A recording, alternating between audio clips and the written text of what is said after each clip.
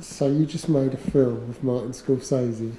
It is, yeah. I play a fella called Tony Provenzano, which sounds funny in Scouse. And, you know, as a kid, I used to get the bus to go to the Everyman Youth Theatre and dream one day of being an actor. You never think you're going to be on set with Al Pacino and Robert De Niro, do you know what I mean? Yes. You never think that's going to happen, do you? One, it was an honour to be there working with them. And then two, just the way they kind of put their arm around me, do you know what I mean? And there was no airs of graces, there was no egos. Lovely. It was all about the work. It was all about the creativity and the work. I worked with De Niro once, did a 2-day shoot with him, and he was so kind and so generous and so really interested. Is. Yes, he is, He isn't wanted to say all about the kids, he wanted to say about the cameras, what I was using, what I was doing, where I lived, what I was up to, you know. He's so interested in you and what you've been up to, and he asked where I was from as a kid and what Liverpool was like, how I got into acting, and you know, I told him about the fact that I'm mixed race. My granddad was Jamaican. He was stunned by that. I was stunned by that. Yeah, a lot of people have. Yeah, a lot of people have. But he was like, "Well, really?" So I explained all that. Yeah, and he was just a lovely fella. Do you know what I mean? It was just a hell of an experience, really. What would you have done with your life if I hadn't been an actor? If you hadn't have been an actor? Either a youth worker or a fireman. I was nearly a fireman. Were you? Yeah, nearly. To the point where I was getting no work and all that, and I put in to do me thing and I passed my physical, and then I was going to go for the final interview, but then I got a casting, and it was for nothing brilliant, but it was just something that I went, oh, do you know what, what do I do? Do I go to this last interview to be a fireman? Yeah.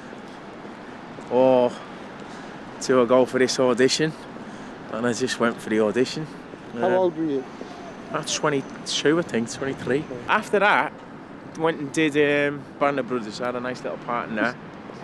Dexter was in that, Tom was in that. Tom was in it. It was like a load of British actors in that, do you know what I mean? With Combo from This Is England. A very misunderstood human being, do you know what I mean? He was, to me, what me and Shane tried to portray with that and what we tried to create together was kind of a character who was a product of his environment and society. This is all a backstory that we created. He carried out this act when he was a kid, when he was like 12, to protect his sister.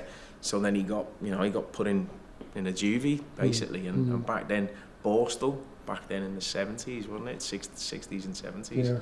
And also with him being, and a lot of people never understood this in the film, but it's there subtly, with him being mixed race. Because I am, and you know, we came up with the idea that so was he, and imagine if his dad just left one day and never come back. He wasn't a racist per se, and he wasn't just angry at that. There was a lot of jealousy in there, do you know what I mean? Because why couldn't I have had that life? What's wrong with me? Do you know what I mean? Which really, that's a very interesting mind to get into, I think. After This Is England as well, I didn't work for a little bit. I found it, I don't know what had happened. I think some people thought Shane found me in the street. Do you know what I mean? And I'd forgot that I'd actually done some other stuff. Yeah, go ahead, lad. Yeah, no problem. Cheers, buddy. Love it. Cheers, lad. Nice one. Yeah, I'd kind of forgot that I'd done other stuff, do you know what I mean? And I couldn't get a job, honest to God. Greg, I just couldn't get a job. What film would you want to act? Kes. Yeah. I suppose that was the first time I've seen something come to life from the text, basically, isn't it? I'd never read like One Flew Over the Cuckoo's Nest and seen a film or anything like that. I'd never seen this you know, film, this book film argument. I'd never seen that. So we read that as in class, and then to watch the film, and it was for me to see something come alive out of what I'd imagined in my head and the characters I'd created. Yeah. But now to actually see it, you know, a lot of people say it's a depressing story, but to me it's a story of hope. Yeah. Because at least he had that. Do you know what I mean? At least he had that. He touched it.